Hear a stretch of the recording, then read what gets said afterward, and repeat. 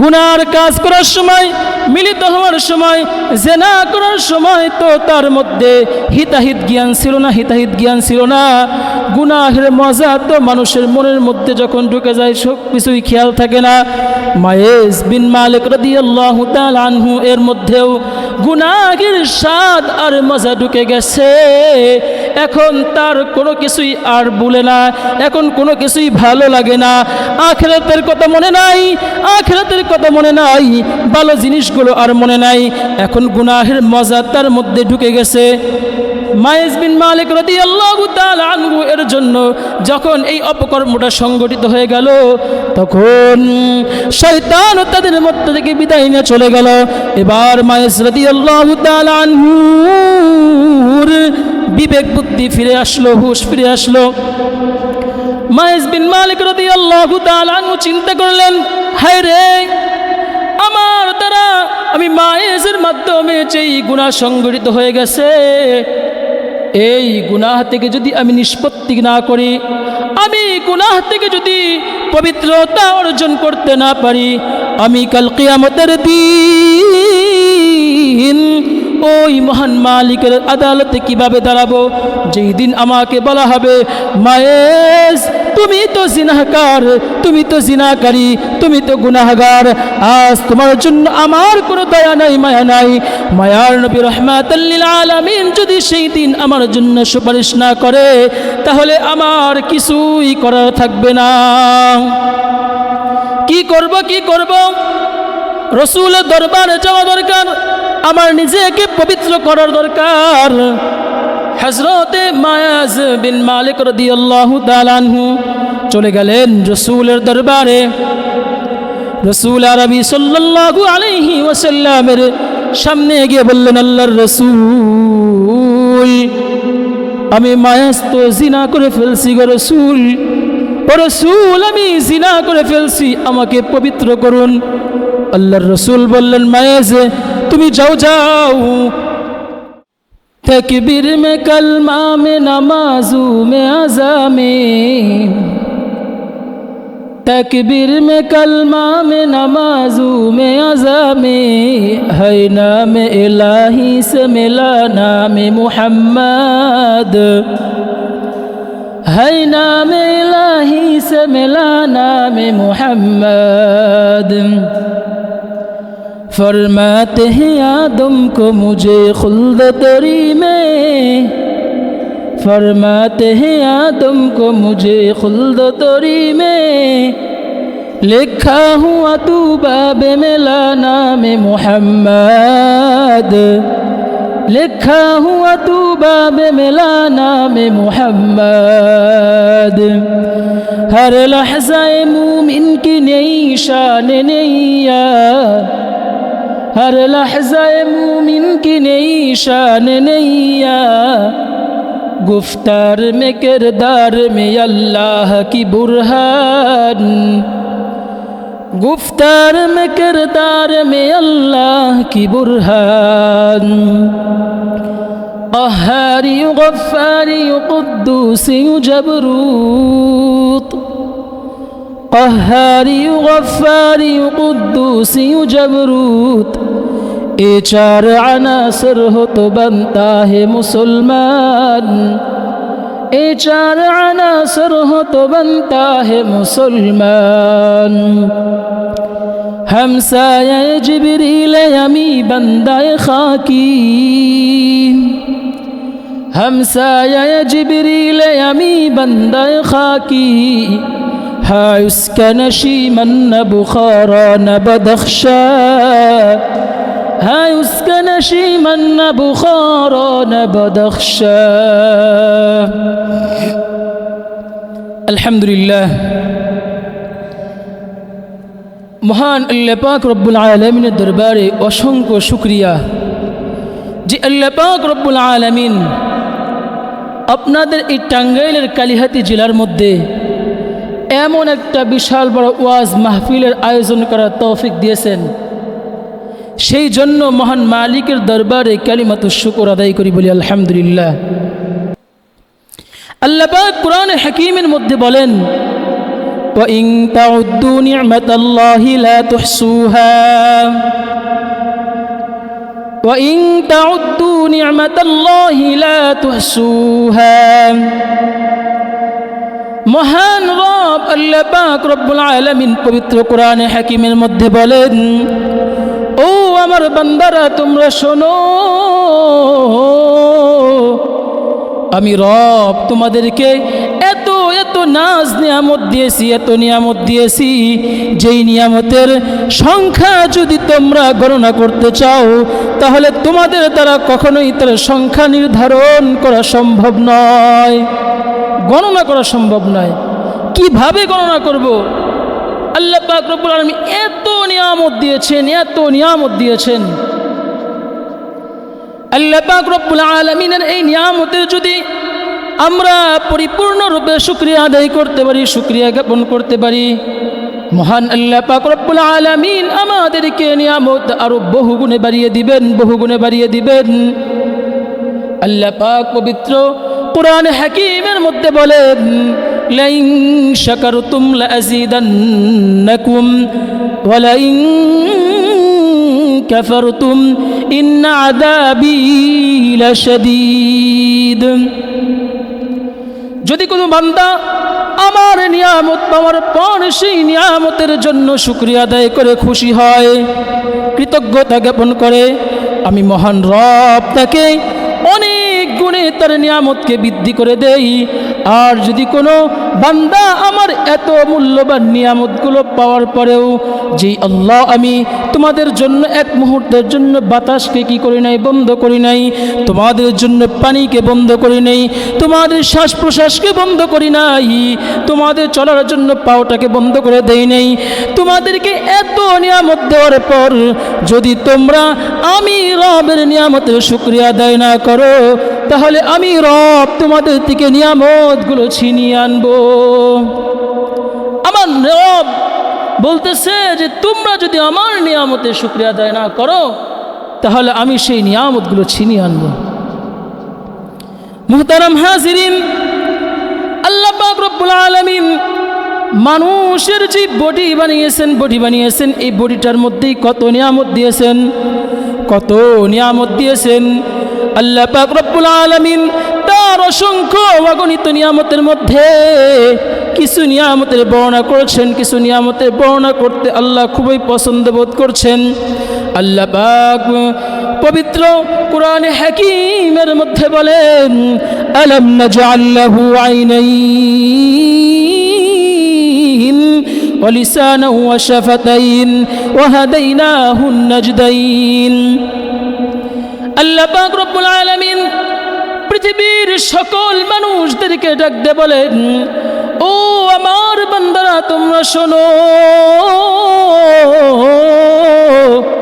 ও কালিহাতির মানুষ তোমরা শোনো, ও মুমিন মুসলমান তোমরা শোনো।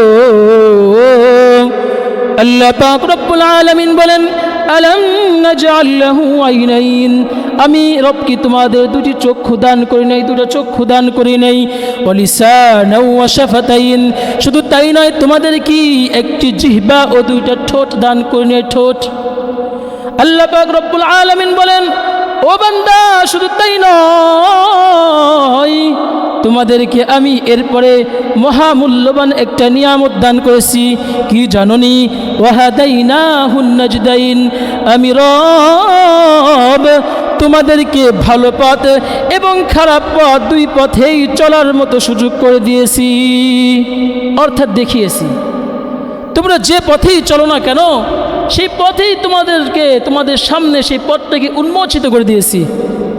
আমি তোমাদের ভালো পথ, নেকের পথ এবং গুনাহের পথ দুটোই দেখিয়েছি।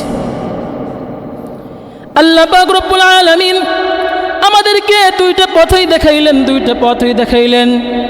আল্লাহ পাক পবিত্র কোরআনের অন্য জায়গায় বলেন, ফারিকুম ফিল জান্নাতি ওয়া ফারিকুম ফিস সাইর। আল্লাহ পাক রব্বুল আলামিন মুমিন বান্দার জন্য দুইটা রাস্তাকে খুলে দিলেন। একটা হচ্ছে জান্নাতের রাস্তা, ফারিকুম ফিল জান্নাহ, আর একটা হচ্ছে জাহান্নামের রাস্তা। বান্দা তুমি আল্লাহ পাক রব্বুল আলামিনের নিয়ামত রাজি পাইয়া সেটা শুকরিয়া আদায় করো। আল্লাহ পাক রব্বুল আলামিনের বিধান মতো চলাফেরা করো, রাসূলের আনিত বিধান মতো চলাফেরা করো। আল্লাহ পাক রব্বুল আলামিন তোমাকে দয়া করে মায়া করে তোমাকে ওই জান্নাতুল ফারিকুম ফিল জান্নাতি, জান্নাতের রাস্তায় নিয়ে যাবেন, জান্নাতের মধ্যে দিবেন। আর যদি আমি বান্দার থেকে গুনাহ প্রকাশ পাইয়া যায় তখন আমাকে আমার জন্য নির্ধারণ করা হবে ফারিকুম ফিস সাইর, শাস্তির জায়গা, ভয়ানক জায়গা, বেদনাদায়ক জায়গা আমার জন্য নির্ধারণ হয়ে যাবে। মুহতারাম হাজিরিন, ও টাঙ্গাইলের মুসলমান ইমানদার, আল্লাহ পাক রব্বুল আলামিন আমাদেরকে এই কয়েকটা নিয়ামতের কথা যে বর্ণনা করলেন, এই নিয়ামতের মধ্যে একটি দামি নিয়ামত আছে। দামি নিয়ামত কি নিয়ামত? দামি নিয়ামত। আল্লাহ পাক রব্বুল আলামিন বলেন তোমাদেরকে এত নিয়ামত দিলাম, এর মধ্যে একটা নিয়ামত হচ্ছে জবান, লিসান। লিসান লিসান এইটা কেমন দামি সম্পদ জানেননি? দামি সম্পদ জানেননি? মদিনাওয়ালা নবী রাসূল আরবি সাল্লাল্লাহু আলাইহি ওয়াসাল্লাম বলেন মান ইয়াজমালি মা বাইনা লাহিয়াইহি ওয়া মা বাইনা রিজলাইহি আজমান লাহুল জান্নাহ। মদিনার নবী রাহমাতাল লিল আলামিন বলেন, ও আমার উম্মতেরা, আমার সাহাবায়ে কিরামরা, দুনিয়ার মানুষেরা সবাই শোনো, তোমরা যদি আমি রাসূলের নিকট দুইটা জিনিসের হেফাজতের দায়িত্ব নিতে পারো, দুইটা জিনিসের করে বাবা, কি দুইটা জিনিস? আল্লাহর রাসূল বলেন তোমাদের দুই চওয়ালের মধ্যবর্তী যে জায়গাটা আছে এটা একটা। আরেকটা রাসূল বলেন তোমাদের দুই রানের মধ্যে যে জায়গাটা আছে সেই জায়গা। এই দুইটা জায়গার হেফাজতের দায়িত্ব যদি কোনো মুমিন বান্দা নিতে পারে, আমার উম্মতের কেউ যদি নিতে পারে, তাহলে আমি মায়ার নবী রাহমাতাল লিল আলামিন ওয়াদা করতেছি আমার ওই উম্মতকে, রবের সেই বান্দাকে আমি কাল কিয়ামতের দিন আমার সাথে জান্নাতে নেওয়ার প্রতিশ্রুতি দিয়ে দিলাম। বলেন না সুবহানাল্লাহ। কি দামি নিয়ামত, কি দামি নিয়ামত! যদি আমরা এই জবানের এবং লজ্জাস্থানের হেফাজত করি, দুই চওয়ালের মধ্যবর্তী যে জায়গাটা আছে জবান, জিহ্বা, দুই রানের যে মধ্যবর্তী জায়গাটা আছে লজ্জাস্থান, রাসূল বলেন এই দুইটার যদি হেফাজত করতে পারো তাহলে আমি রাসূল তোমার জন্য জান্নাতের জিম্মাদারি হয়ে যাব। ও টাঙ্গাইলের মুসলমান, আল্লাহর গোলাম, আমরা যদি এই জবানের যথার্থ সুব্যবহার করতে পারি, আমরা যদি এই জবানের অপব্যবহার না করি, তাহলে আমরা অবশ্যই রাসূলের এই যে কথা হয়েছে, রাসূল যে বলেছেন হাদিসের মধ্যে জান্নাতের মধ্যে নিয়ে যাবেন, তাহলে আমরা জান্নাতের মধ্যে যাইতে পারবো। অন্যথায় আমরা কখনোই জান্নাতের মধ্যে যাইতে পারবো না। কেননা এই জবান বড় দামি। কেমন দামি রে বাবা, কেমন দামি!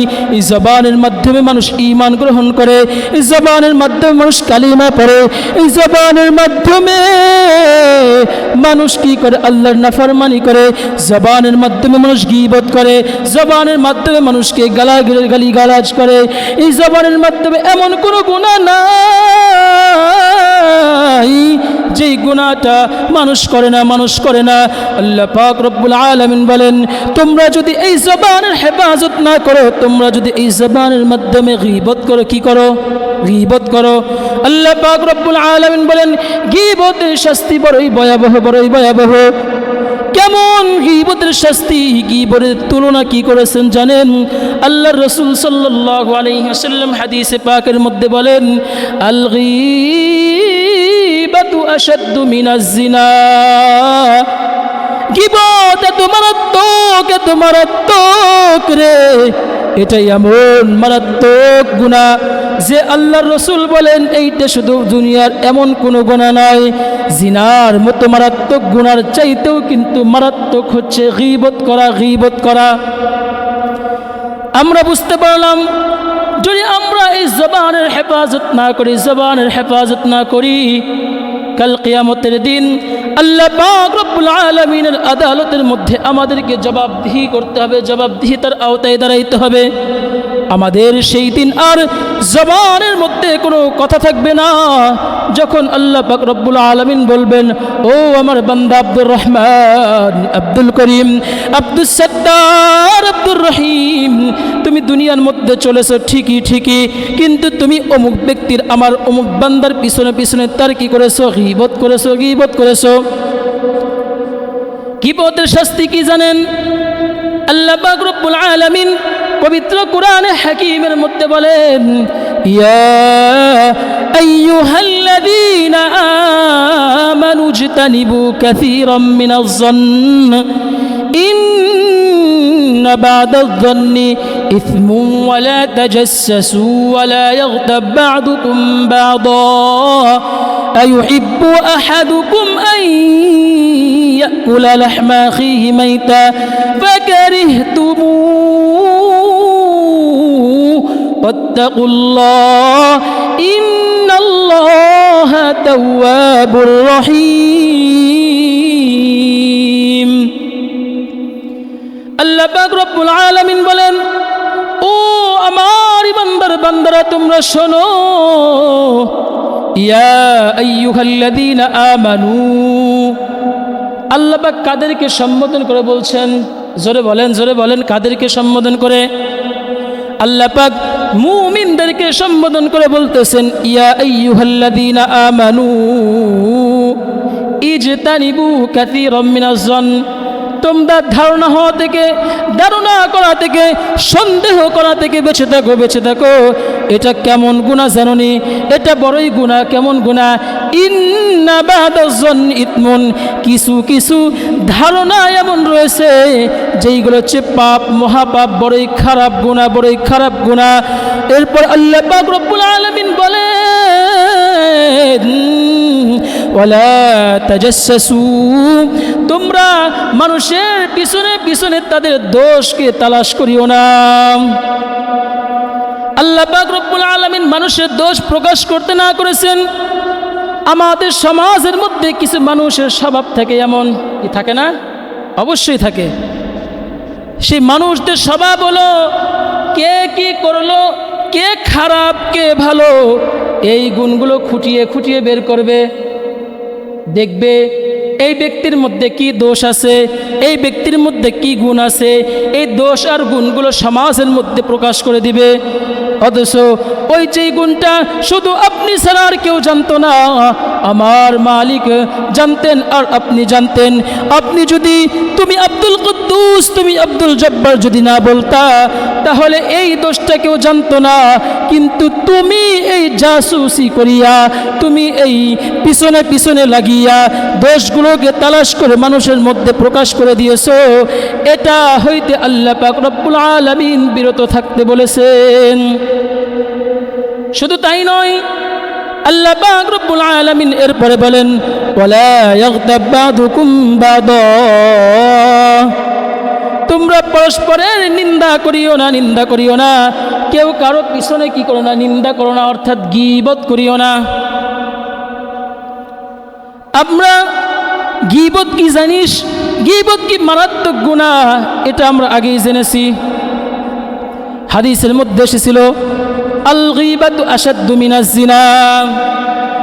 শুধু তাই নয়, আল্লাহ পাক রব্বুল আলামিন বলেন, তোমাদের মধ্যে কি কোনো ব্যক্তি এটা পছন্দ করবে? কি পছন্দ? আইয়ুহিব্বু আহাদুকুম আইয়াকুলা লাহমা আখিহি মাইতান ফাকারিহতুমুহু। তোমাদের মধ্যে কেউ এটা পছন্দ করবা না যে তার মৃত ভাইয়ের গোশত ভক্ষণ করবে। এটা কখনোই কোনো মুমিন পছন্দ করবে না। এটা মুমিনের দ্বারা কখনোই সম্ভব না, মুসলমানের দ্বারা কখনোই সম্ভব না যে সে তার ভাইয়ের আপন মৃত ভাইয়ের গোশত ভক্ষণ করবে, এটা কেউ পছন্দ করবে না। আল্লাহ পাক নিজেই বলতেছেন ফাকারিহতুমু, তোমরা এটাকে বাস্তবিক পক্ষে তো অপছন্দনীয়ই মনে করবে। সুতরাং আত্তাকুল্লাহ, তোমরা এই গীবত থেকে আল্লাহকে ভয় করো, আল্লাহর শাস্তিকে ভয় করো, আল্লাহর শাস্তিকে ভয় করো। আল্লাহ পাক রব্বুল আলামিন ইন্নাল্লাহা তাওয়াবুর রহিম, তিনি বড়ই ক্ষমাশীল, বড়ই দয়ালু। আমার রব তো বড়ই ক্ষমাশীল, বড়ই দয়ালু আল্লাহ পাক রব্বুল আলামিন। ও টাঙ্গাইলের মুসলমান, মানুষ যখন একত্রিত অবস্থায় থাকে অনেক সময় অনেকের গীবত হয়ে যায়। এমনই একটা গীবতের ঘটনা ঘটেছিল রাসূলের জামানায় একজন সাহাবীর সাথে। কেমন জানেননি? আল্লাহর রাসূলের একজন সাহাবী ছিল মায়াজ বিন মালিক রাদিয়াল্লাহু তাআলা আনহু। কি নাম? জোরে বলেন, কি নাম? মায়াজ বিন মালিক রাদিয়াল্লাহু তাআলা আনহু। এই মায়াজ বিন মালিক রাদিয়াল্লাহু তাআলা আনহু থেকে একটা বড় ধরনের মারাত্মক গুনাহ সংগঠিত হয়েছে, জিনার মতো মারাত্মক গুনাহ সংগঠিত হয়েছে। হযরত মায়াজ ইবনে মালিক রাদিয়াল্লাহু তাআলা আনহু একবার আনসারী এক ব্যক্তির এক বাদীর সাথে দেখা সাক্ষাৎ হয়ে যায়। দেখা সাক্ষাতের পর বড়ই সুন্দর সুশ্রী ওই মহিলা বাদী, ওই বাদীকে দেখে বড়ই পছন্দ হয়ে যায়, তার প্রতি প্রেমের আসক্তি হয়ে যায়, ভালোবেসে ফেলে, পছন্দ করে ফেলে। মায়াজ বিন মালিক রাদিয়াল্লাহু তাআলা আনহু এবং ওই বাদীর কথোপকথন করতে করতে এক সময় তাদের মধ্যে গভীর মহব্বত, প্রেম, ভালোবাসা সৃষ্টি হয়ে যায়। হযরত মায়াজ বিন মালিক রাদিয়াল্লাহু তাআলা আনহু ওই বাদীর সাথে একদিন নির্জনে একান্তে নিভৃতে মিলিত হওয়ার পর তাদের সাথে কথোপকথন হয়। কিন্তু আপনারা একটা জিনিস জানবেন, যেই জায়গায় কোনো নারী পুরুষ একত্রে মিলিত হয় সেখানে 3 নাম্বার ব্যক্তি হিসেবে উপস্থিত হয়ে যায় মিস্টার ইবলিস। ইবলিস উপস্থিত হয়ে যায়। ইবলিসের কাজ কি এখানে? ইবলিসের কাজ হলো এই দুইজনের মধ্যে আরো মহব্বত, গুনাহের কাজগুলোকে কিভাবে সংযোগ করা যায় সেই চেষ্টা করে। হযরত মায়াজ ইবনে মালিক রাদিয়াল্লাহু তাআলা আনহু এবং ওই বাদীর মধ্যে কথোপকথনের মাধ্যমে এক পর্যায়ে তারা একান্তে নিভৃত মিলিত হয়ে যায়। তাদের মধ্যে জিনার মতো সম্পর্ক স্থাপন হয়ে যায়। মানুষ যখন গুনাহের দিকে ধাবিত হয় তখন তার মাথার সেন্স ঠিক থাকে না, দুনিয়ার কোনো বুদ্ধি ক্যালকুলেশন করে না, দুনিয়ার কোনো চিন্তা থাকে না, আখিরাতের চিন্তা থাকে না। গুনাহের মজা যখন ঢুকে যায় কিন্তু আমরা আফসোস, আজকাল যদি আমরা বাসের মধ্যে চলাফেরা করি, অনেক বাসের পিছনে লেখা থাকে পৃথিবীর শ্রেষ্ঠ আদালত হচ্ছে মানুষের বিবেক। সত্যিই কি মানুষের বিবেক পৃথিবীর শ্রেষ্ঠ আদালত? না, কখনোই না। এটা ভণ্ডামি কথা, এটা ভুল কথা। কেননা কোন মানুষের পক্ষে যদি এটা বলে যে মানুষের শ্রেষ্ঠ আদালত হচ্ছে মানুষের বিবেক, আমি বলবো ভাই, যদি পৃথিবীর শ্রেষ্ঠ আদালত মানুষের বিবেকই হয় তাহলে সমাজের মধ্যে জিনা কেন হচ্ছে? তার কি বিবেক নাই? পৃথিবীর মধ্যে যে সর্বশ্রেষ্ঠ আদালত যদি মানুষের বিবেকই হয় তাহলে মানুষের মধ্যে এই যে মারামারি, হানাহানি, কাটাকাটি, রাহাজানি, এই এত গুনাহ চলতেছে, এত নৈরাজ্য চলতেছে, এত বিশৃঙ্খলা চলতেছে, এটি কি মানুষের বিবেকে ধরে না?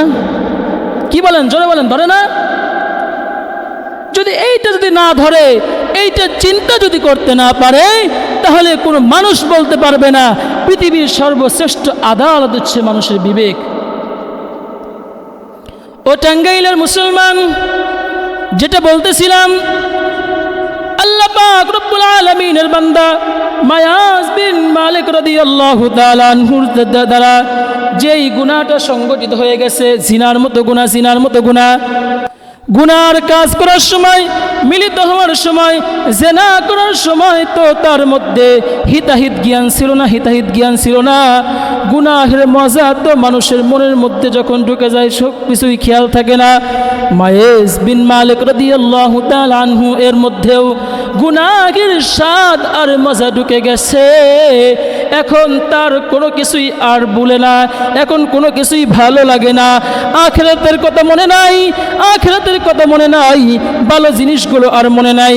এখন গুনাহের মজা তার মধ্যে ঢুকে গেছে। মায়েজ বিন মালিক রাদিয়াল্লাহু তাআলা আনহু এর জন্য যখন এই অপকর্মটা সংগঠিত হয়ে গেল, তখন শয়তান তাদের মধ্য থেকে বিদায় নিয়ে চলে গেল। এবার মায়েজ রাদিয়াল্লাহু তাআলা আনহুর বিবেক বুদ্ধি ফিরে আসলো, হুঁশ ফিরে আসলো। মায়েজ বিন মালিক রাদিয়াল্লাহু তাআলা আনহু চিন্তা করলেন, হায় রে, আমার দ্বারা আমি মায়েজের মাধ্যমে যেই গুনাহ সংগঠিত হয়ে গেছে, এই গুনাহ থেকে যদি আমি নিষ্পত্তি না করি, আমি গুনাহ থেকে যদি পবিত্রতা অর্জন করতে না পারি, আমি কাল কিয়ামতের দিন ওই মহান মালিকের আদালতে কিভাবে দাঁড়াবো? যেই দিন আমাকে বলা হবে, মায়েজ তুমি তো জিনাহকার, তুমি তো জিনাকারী, তুমি তো গুনাহগার, আজ তোমার জন্য আমার কোনো দয়া নাই, মায়া নাই। মায়ার নবী রাহমাতাল লিল আলামিন যদি সেই দিন আমার জন্য সুপারিশ না করে, তাহলে আমার কিছুই করার থাকবে না। কি করব, কি করব? রাসূলের দরবারে যাওয়া দরকার, আমার নিজেকে পবিত্র করার দরকার। হযরতে মায়াজ বিন মালিক রাদিয়াল্লাহু তাআলা আনহু চলে গেলেন রাসূলের দরবারে। রাসূল আরবি সাল্লাল্লাহু আলাইহি ওয়াসাল্লামের সামনে গিয়ে বললেন, আল্লাহর রাসূল, আমি মায়াজ তো জিনা করে ফেলছি গো রাসূল, ও রাসূল, আমি জিনা করে ফেলছি, আমাকে পবিত্র করুন। আল্লাহর রাসূল বললেন, মায়াজ তুমি যাও, যাও, তুমি যাও, তুমি তওবা করে নাও, আমার রব তোমাকে তওবা করে দিবে, তওবা কবুল করে নেবেন, তোমাকে মাফ করে দিবেন। মায়েজ আবার বললেন, আল্লাহর রাসূল, আমি তো জিনা করেছি। আল্লাহর রাসূল আবার বললেন, মায়েজ তুমি যাও, তোমাকে আল্লাহ মাফ করে দিবেন। আবার বললেন মায়েজ, আল্লাহর রাসূল, আমি তো জিনা করে ফেলছি। মায়েজকে আবার বললেন, যাও, তুমি যাও। হযরতে মায়েজ বিন মালিক রাদিয়াল্লাহু তাআলা আনহু আল্লাহর রাসূল সাল্লাল্লাহু আলাইহি ওয়াসাল্লামের দরবার থেকে চলে যাওয়ার পর কিছুক্ষণ পর আবার ফিরে আসলেন। চিন্তা করলেন, হায় রে, আমি কোন ধরনের জিনা করেছি এইটা তো রাসূলের কাছে প্রকাশ করি নাই, স্পষ্ট করে বলি নাই। আল্লাহর রাসূল সাল্লাল্লাহু আলাইহি ওয়াসাল্লাম ভাবতে পারে, চিন্তা করতে পারে, হয়তো মায়াজ হাতের জিনা করেছে, নাকের জিনা করেছে, চোখের জিনা করেছে, পায়ের জিনা করেছে। কারণ মানুষের অঙ্গ প্রত্যঙ্গের জিনা থাকে, হয়তো মায়াজ কোনো অঙ্গ প্রত্যঙ্গের জিনা করেছে, আমি তো আমার বাস্তব জিনার কথা বলি নাই। এবার মায়েজ বিন মালিক রাদিয়াল্লাহু তাআলা আনহু আল্লাহর রাসূলের দরবারে আবার এসে বললেন, আল্লাহর রাসূল, আমি তো জিনা করেছি গো রাসূল, আমাকে পবিত্র করেন, আমাকে পবিত্র করেন। এভাবে যখন 4 বার পর্যন্ত মায়েজ মালিক রাদিয়াল্লাহু তাআলা আনহু বললেন, আল্লাহর রাসূল সাল্লাল্লাহু আলাইহি ওয়াসাল্লাম মায়েজ বিন মালিককে ডাক দিয়ে বলতেছেন, মায়েজ তুমি কি বলতে চাও, স্পষ্ট করে বলো। এবার মায়েজ বিন মালিক রাদিয়াল্লাহু তাআলা আনহু বলেন, আল্লাহর রাসূল, আমি এমন জিনা করেছি গো রাসূল, যেটা বৈধ স্বামী স্ত্রীর মাধ্যমে হয়, আমি তো অবৈধভাবে সেই রকম কাজ করে ফেলেছি, জিনা করে ফেলেছি, আমাকে পবিত্র করে দেন। আমি দুনিয়ার মধ্যে যে শাস্তি আমার উপর প্রয়োগ করা হোক না কেন, আমি মায়েজ কোনো ভয় করি না, ভয় করি না, টেনশন করি না। আমি সব রকমের শাস্তি পেতে নিতেই রাজি আছি, আমি সব রকমের শাস্তি মাথা পেতে নিতে রাজি আছি গো রাসূল। কিন্তু কাল কিয়ামতের দিন যখন রব একজন একজন করে ডাক দিয়ে বলবেন, ও আব্দুর রহমান, আব্দুস সত্তার তোমরা আসো, সামনে আসো, সামনে আসো। সেই দিন যদি আমি মায়েসকে ডাক দিয়ে বলে, ও জিনাকার মায়ের সামনে আসো, আমি তো সেই দিন কখনোই সহ্য করতে পারবো না রসুল, আমার ওই দুর্বিষহ দিনটা তো সহ্য করতে পারবো না। ও আল্লাহর রসুল, আমি সেই দিনে লাঞ্ছিত হওয়া থেকে, বঞ্চিত হওয়া থেকে, অপমানিত হওয়া থেকে বাঁচার জন্য আমাকে দুনিয়ার মধ্যেই পবিত্র করে দেন, দুনিয়ার মধ্যেই পবিত্র করে দেন, আমি দুনিয়ার মধ্যেই পবিত্র হতে চাই। আল্লাহর রসুল সাল্লাল্লাহু আলাইহি ওয়াসাল্লাম সাহাবায়ে কিরামদেরকে বললেন, ও আমার সাহাবায়ে কিরামরা, তোমরা শোনো, তোমরা চতুর্দিক দিয়ে ঘেরাও করে ফেলো, একটা গর্ত খনন করো, গর্তের মধ্যে মায়াজ বিন মালিককে রাখো, রেখে গলা পর্যন্ত তোমরা আটকিয়ে ফেলো, আটকায় ফেলো, বুক পর্যন্ত মাটি চাপা দিয়ে ফেলো। এরপর তোমরা রজমের মাধ্যমে, শরীয়তের যেই বিধান রয়েছে সেই বিধানের মাধ্যমে হযরতে মায়াজকে তোমরা পবিত্র করে দাও।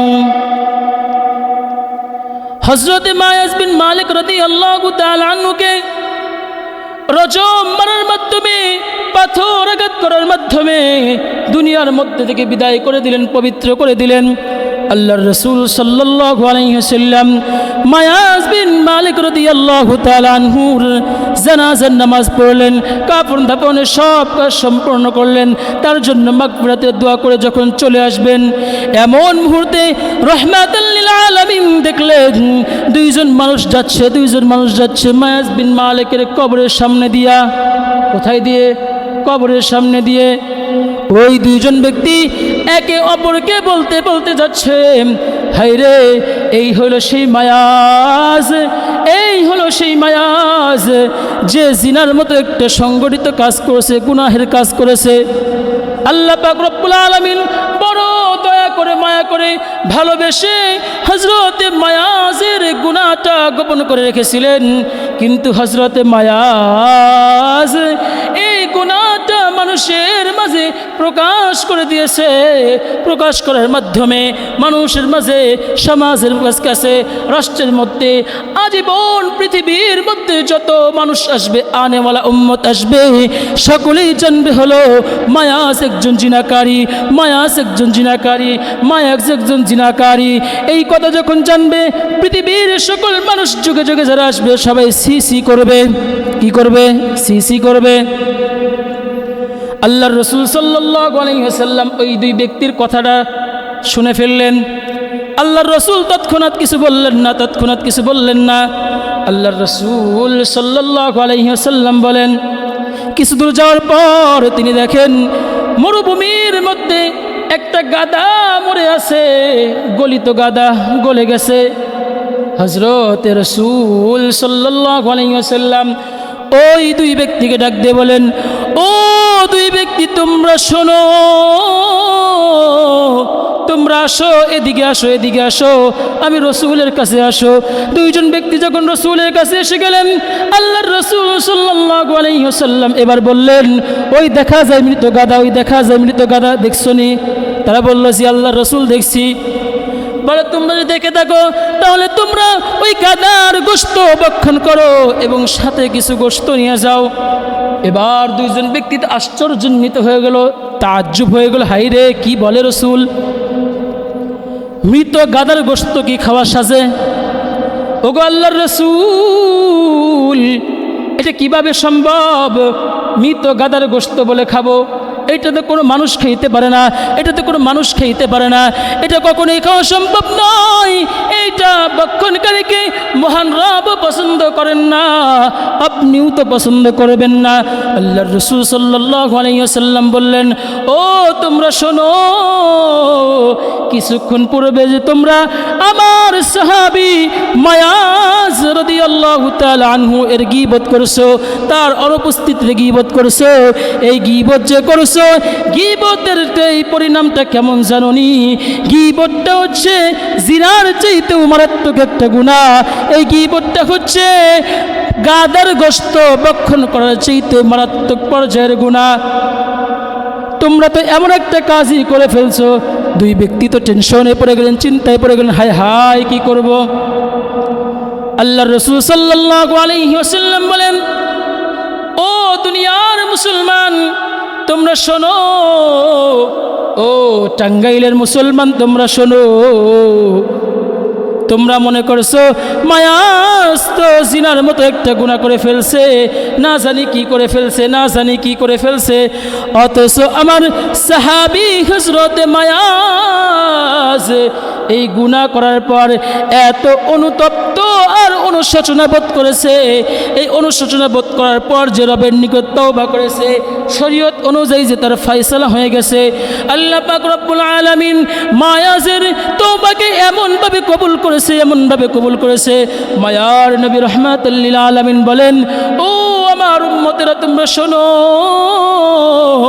ও আমার সাহাবায়ে কেরামরা তোমরা শোনো, আমার মায়াজের তওবাটা যদি জমিনের মধ্যে প্রতিটি মানুষের মধ্যে বন্টন করা হয়, তাহলে আমার মায়াজের তওবাটা মানুষের মধ্যে নাজাতের জন্য জরিয়া হয়ে যাবে, ওসিলা হয়ে যাবে। এমনভাবে আমার রব মায়াজের তওবাটাকে কবুল করে নিছেন, বলেন সুবহানাল্লাহ। আল্লাহর রাসূল মায়াজের পবিত্রতার ঘোষণা করে বলেন, আমার মায়াজ, আমার সাহাবী মায়াজ এমন একটা অবস্থানে এখন আছেন, আমার মায়াজ জান্নাতের মধ্যে বিচরণ করছেন, জান্নাতের মধ্যে বিচরণ করছেন। গীবতটা কেমন গুনাহ, গীবতটা কেমন গুনাহ? হযরতে আব্দুল্লাহ রাদিয়াল্লাহু তাআলা আনহু থেকে বর্ণিত, আব্দুল্লাহ ইবনে উমর রাদিয়াল্লাহু তাআলা আনহু বলেন, তার সামনে এক ব্যক্তি হাজ্জাজ বিন ইউসুফের কি করতেছিল, সমালোচনা করতেছিল, তার পিছনে তার সমালোচনা করতেছিল। হযরতে আব্দুল্লাহ ইবনে উমর রাদিয়াল্লাহু তাআলা আনহু এই সমালোচনা শোনার পর ওই ব্যক্তিকে ডাক দিয়ে বললেন, ও ভাই আপনি শোনেন, আপনি যে হাজ্জাজ বিন ইউসুফের অগোচরে তার কি করছেন, বদনাম করছেন, অভিযোগ করছেন, বিভিন্ন কথাবার্তা বলছেন, আপনি কি এটা হযরতে হাজ্জাজ বিন ইউসুফের সামনে বলতে পারবেন? ওই ব্যক্তি বলল, না না না, কখনোই সম্ভব নয়। আমি কিভাবে বাদশাহ হাজ্জাজ বিন ইউসুফের সামনে, আমি তার সামনে তার নামে বদনাম করব? আমার মতো মানুষের পক্ষে তো কখনোই সম্ভব নয়, আমার মতো প্রজার পক্ষে তো কখনোই সম্ভব নয় যে হাজ্জাজ বিন ইউসুফের সামনে গিয়া তার কি করব, বদনাম করব, তার গীবত করব। তখন আব্দুল্লাহ ইবনে উমর রাদিয়াল্লাহু তাআলা আনহু বলেন, ও ভাই, তুমি যদি বাদশার সামনে, হাজ্জাজের সামনে যদি তুমি এই গীবত না করতে পারো, তার সমালোচনা করতে না পারো, তার বিরুদ্ধে বিভিন্ন কথা বলতে না পারো, তুমি কেন তার পিছনে করছো, তুমি কেন তার পিছনে করছো? মায়ার নবী রাহমাতুল লিল আলামিন তো বলেছেন, কেউ যদি তার পিছনে কারো দোষ বর্ণনা করে, তার দোষ চর্চা করে, অথচ সে নাই, সেটাকে বলা হবে গীবত, সেটাকে বলা হবে গীবত। আর গীবতের শাস্তির ব্যাপারে তো রাসূল বলেছেন, আল গীবাতু আশাদ্দু মিনাজ জিনা। গীবত এত মহাপাপ, এত মহাপাপ। গীবত জিনার চাইতেও মারাত্মক বলেছেন আল্লাহর রাসূল।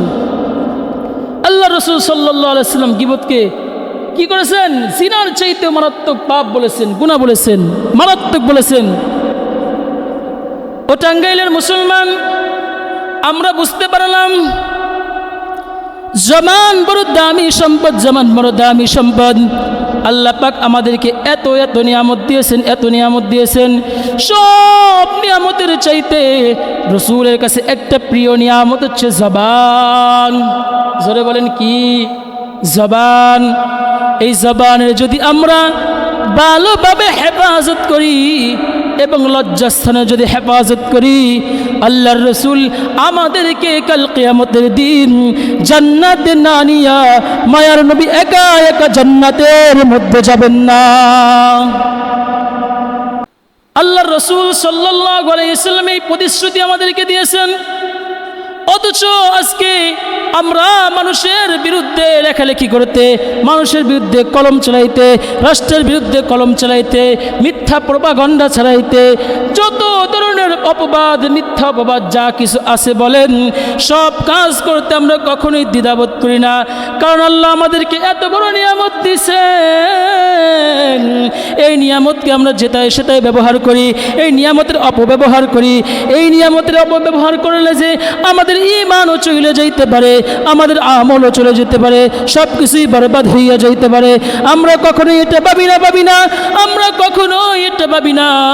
কেননা আল্লাহ পাক রব্বুল আলামিনের সাথে যদি শরীক করে ফেলি, আমার এই জবানের মধ্যে দিয়ে যদি রসুলের নামে যদি কোনো কটূক্তি করে ফেলি, আমার এই জবানের মাধ্যমে যদি সাহাবায়ে কেরামের শানে যদি কিছু বলে ফেলি, আমার এই জবানের মাধ্যমে যদি বর্তমান জামানার উলামায়ে হাক্কান, উলামায়ে কিরামের বিরুদ্ধে যদি কিছু বলে ফেলি, তাহলে আমার ঈমান নিয়ে প্রশ্নবিদ্ধ হয়ে যাবে। আমার ঈমান তখন আর থাকবে না, বরং আমি মুরতাদ কাফের হইয়া যাইব। তাই ও টাঙ্গাইলের মুসলমান, আমাদেরকে খুব সাবধান থাকতে হইবে। সাবধান থাকলেই আমরা রসুলের কথার যে প্রতিশ্রুতি আছে, প্রতিশ্রুতির মধ্যে পড়ব, আমরা রসুলের সাথে জান্নাতে যাইতে পারবো। জান্নাতে না যাইতে পারলে আমার মতো হতভাগা আর কেউ নাই। কেননা গুনাহ তো মানুষের মাধ্যমে হয়ে যাবে, কিন্তু যদি আমার মধ্যে যদি অনুশোচনা বোধ না থাকে, যেভাবে হযরত মায়াজ বিন মালিকের মধ্যে ছিল, গুনাহ তো করেছে শয়তানের দুকাই করিয়া, সে নিজেকে নফসকে বড়ই আফসোস করে বলে, ও নফস, তুমি যেই গুনাহ করেছো খুব মজা পাইছো রে নফস, ও আত্মা তুমি খুব মজা পাইছো, কিন্তু তুমি কি কাল কিয়ামতের দিন রবের যেই শাস্তি আছে সেই শাস্তি ভক্ষণ করতে পারবা? যদি না পারো তাহলে দুনিয়ায় থেকেই তোমার উত্তম ফয়সালা নিয়ে চলে যাইও। আমাদের জীবনটা কিভাবে সাজায়া, কিভাবে গুছায়া রবের দরবারে চলে যেতে হবে। সুন্দর একটা কবিতা গজল আছে, সেই গজলের মাধ্যমে আমাদের জীবনের একটা বাস্তব চিত্র চলে আসবে। গজলটা বলবো। जिंदगी में बंदगी तू करना है, जिंदगी में बंदगी तू करना है, जिंदगी में बंदगी शर्मिंदा है, जिंदगी बेबंदगी शर्मिंदा है, जिंदगी में बंदगी तू करना है, जिंदगी बेबंदगी शर्मिंदा है, जिंदगी बेबंदगी शर्मिंदा है। आयते हम कुछ न कुछ खरीदने को, जैसे हो रोशन मेरे क़ल्ब और रूह, आयते हम कुछ न कुछ खरीदने को, जैसे हो रोशन मेरे क़ल्ब और रूह, और न कोई चारा दूजा मैं नहीं, और न कोई चारा दूजा मैं नहीं, जिंदगी में बंदगी तू करना है, जिंदगी में बंदगी तू करना है, जिंदगी बेबंदगी शर्मिंदा है, जिंदगी बेबंदगी शर्मिंदा है। दुनिया में हो दुनिया का तलबगार न हो, बाजार से गुजर हो खरीदार न हो, दुनिया में हो दुनिया का तलबगार न हो, बाजार से गुजर हो खरीदार न हो। ए दुनिया एक मिथल कागज फूल है, ए दुनिया एक मिथल कागज फूल है। जिंदगी में बंदगी तू कौर नहीं, जिंदगी में बंदगी तू कौर नहीं, जिंदगी बे बंदगी शर्मिंदा है, जिंदगी बे बंदगी शर्मिंदा है, जिंदगी बे बंदगी शर्मिंदा है। अस्सलामु अलैकुम व रहमतुल्लाह।